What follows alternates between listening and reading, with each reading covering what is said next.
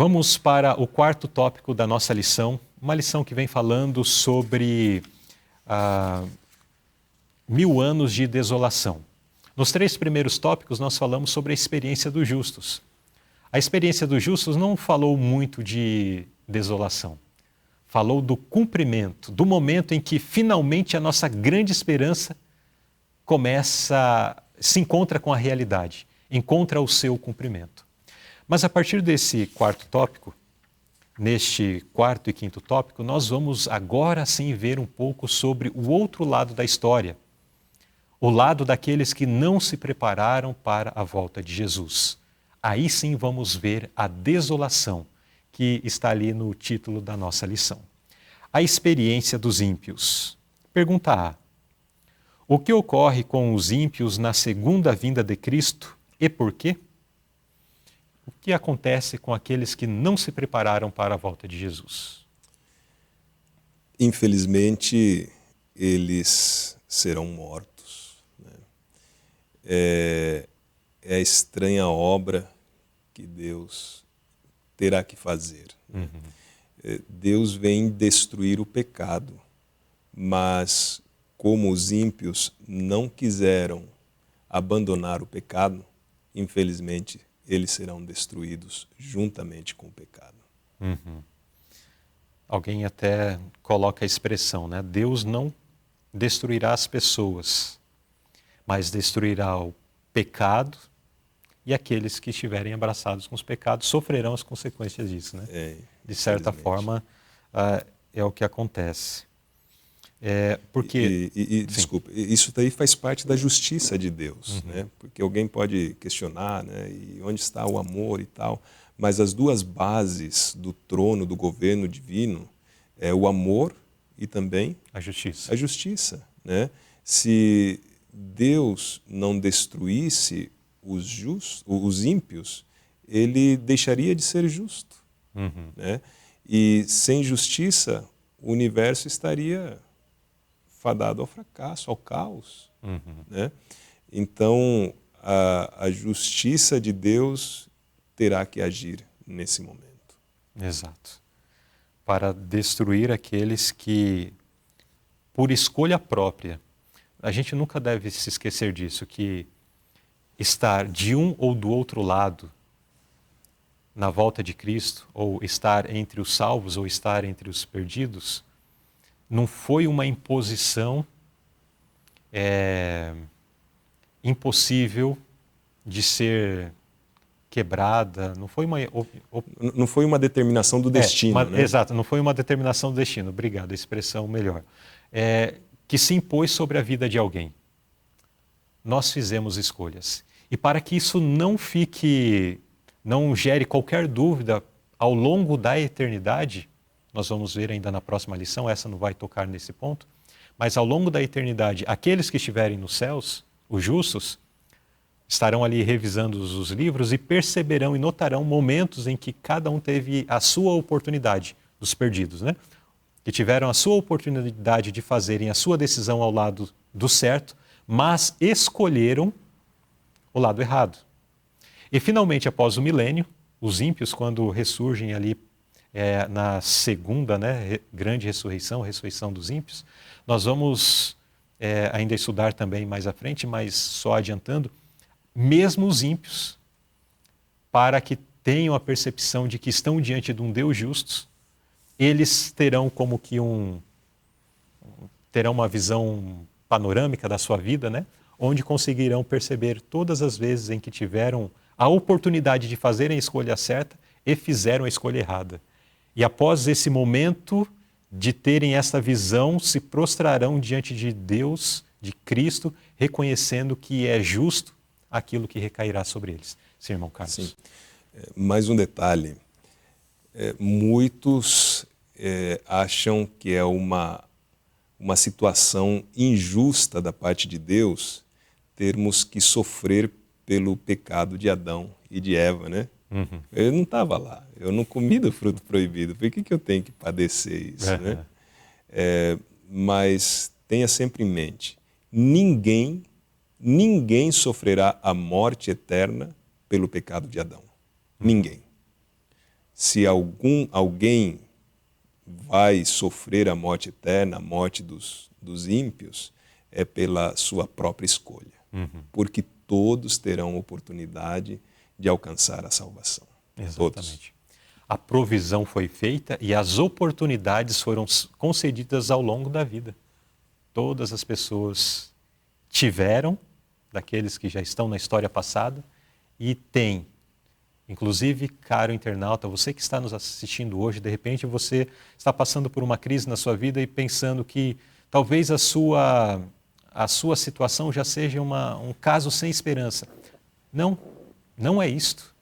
Se você está aqui, o Espírito Santo está impressionando o seu coração porque existe esperança para você. Faça a sua escolha correta. Busque a Deus, busque o direcionamento do Espírito Santo para a sua vida. E, finalmente, você estará entre aqueles que nós estudamos nos primeiros tópicos dessa lição. Os justos, os salvos, aqueles que subirão para ter encontro com Jesus nas nuvens dos céus. E não entre esses que serão destruídos. Pergunta B. Irmão Carlos, descreva essa vingança. Que vingança é essa? E como se dará? Essa expressão vingança está fazendo alusão aqui ao capítulo 19 de Apocalipse, né? Quando Jesus vem não mais como um homem de dores, não mais como um cordeiro indefeso, né? Não mais como aquele homem que viveu aqui nesta terra, apesar de ser Deus, ele foi ferido, cuspiram, zombaram e finalmente o pregaram na cruz. Né? Agora ele vem como Rei dos Reis e Senhor dos Senhores. Ele vem com todo o fulgor da sua divindade, da sua glória, com seus santos anjos, e agora vem mostrar a sua real identidade. Por isso é chamado como uma vingança para com aqueles que não o quiseram aceitar em tempo oportuno. E assim como o amor de Deus é insondável, a justiça dele também é plena. Então agora ele vem para dar aos ímpios também a sua recompensa. E a terra é transtornada. Os ímpios não suportarão o resplendor da sua vinda, eles serão mortos. E sabemos que, inclusive, um pouco antes da vinda de Jesus, esta terra passará por um grande terremoto, né? Onde montanhas serão desfeitas. E na própria vinda de Jesus também, né, a terra diz que cambaleará como um ébrio. E muitos, inclusive grandes, poderosos, ímpios, não suportarão ver a face daquele que está sentado sobre o trono e dizem às rochas, pedem às rochas, as cavernas, cai sobre nós, esconde-nos. E isso, infelizmente, vai se cumprir. Vai se cumprir. E ficará esta terra desolada. Então é uma cena que nós não conseguimos imaginar de fato, né? A calamidade que se abaterá sobre este mundo por ocasião da volta de Cristo. Então, se por um lado nós temos um ponto de regozijo, né, para com os justos, se regozijarão, será um momento, é o momento mais aguardado, mais esperado, e com grande júbilo verão o Filho de Deus vindo nas nuvens dos céus. Por outro lado, terrível é a sorte daqueles que não se prepararam. Sim, irmão Luzley, Sim. Eu quero destacar uma parte da notinha, já na página 50. Veja que interessante, diz assim, olha, agora a controvérsia não é somente com Satanás, mas também com os homens. O Senhor tem uma contenda com as nações, os ímpios entregará a espada. Isso daqui me chamou a atenção, porque a gente mais para pensar no momento em que Deus vai se vingar de Satanás, o arqui-inimigo dele, né? Mas diz aqui, agora a contenda não é só com Satanás, é com os ímpios também. E aí eu fiquei pensando, mas por quê? Porque antes eu pensava, é contra Satanás e as rebarbas ficará matando os ímpios, né? Acabando com os ímpios. Sim. Mas não, os ímpios, ao rejeitarem a Deus, a salvação que o Filho de Deus traz, eles são abandonados pelo Espírito de Deus e agora a natureza deles personifica praticamente Satanás. O caráter de Satanás fica estampado nos ímpios. Então, é por isso que agora eles sofrem também a destruição que Cristo produz na terra e naqueles que não aceitaram na sua segunda vinda. Que o pecado ele afeta de tal forma o ser humano que nem sempre ele erra ou comete pecado porque Satanás o tentou. Mas é porque já lhe se tornou algo natural, né? Então ele já é um rebelde, né? Não é alguém que está ali no meio, sendo uma marionete na mão do inimigo. Ele já é comparsa do inimigo.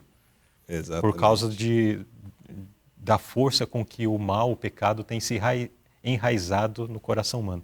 Alguém até diz, né, que quando Satanás chega para tentar, a pessoa já cometeu, já caiu.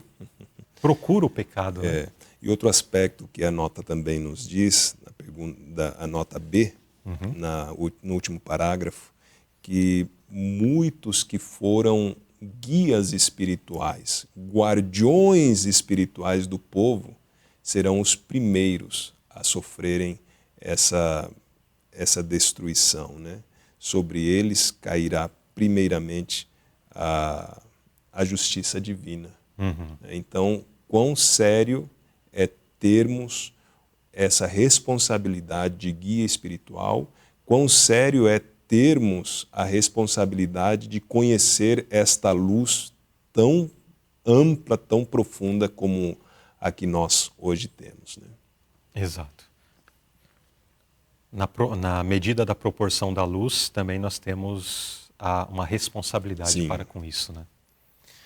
Pergunta C. Descreva o que acontece com todos esses mortos e a condição da terra nessa ocasião.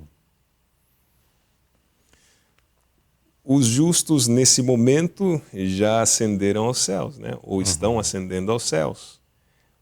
E os demais que ficarem aqui na terra são ímpios. E diz que todos eles morrerão. E se morrem, ficarão amontoados, espalhados. Se todos morrem, não tem quem os sepulte. Né? Não tem quem os sepulte. E são bilhões, né? Bilhões. Então, esta terra não só ficará com cadáveres espalhados por todos os cantos, mas a terra também voltará a ser um caos, como no princípio, né?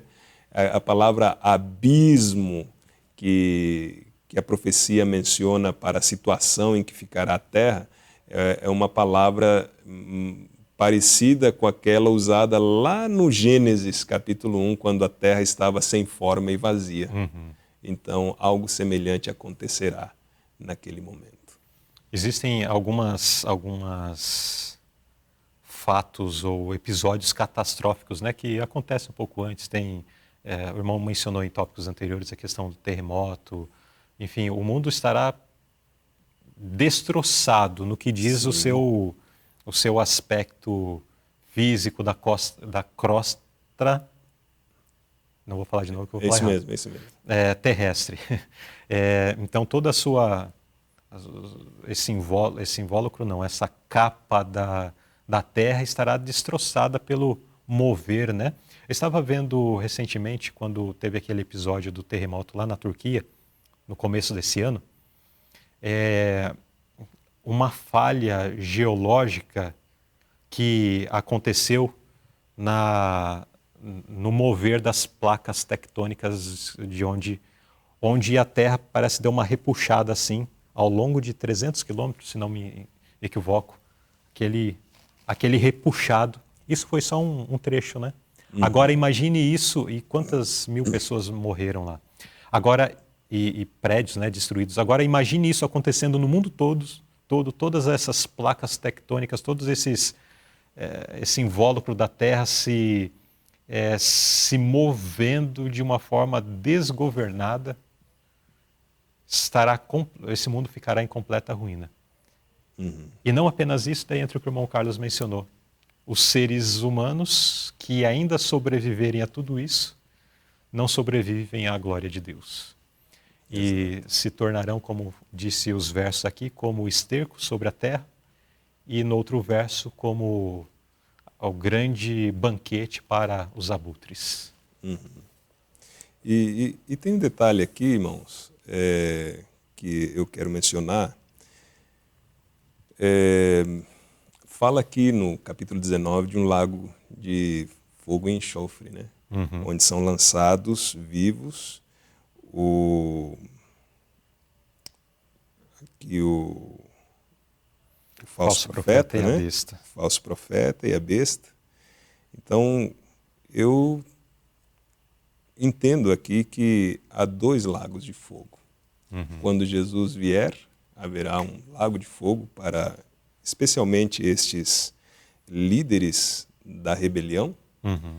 E quando acontecer a terceira volta de Jesus, depois do milênio, esse lago de fogo se reacenderá.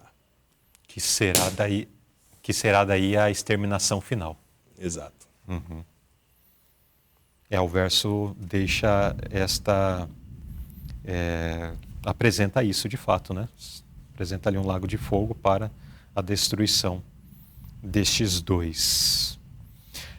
Muito bem, então nesse quarto tópico nós vimos um pouco sobre a experiência dos ímpios e podemos perceber que é uma experiência que eu não quero participar.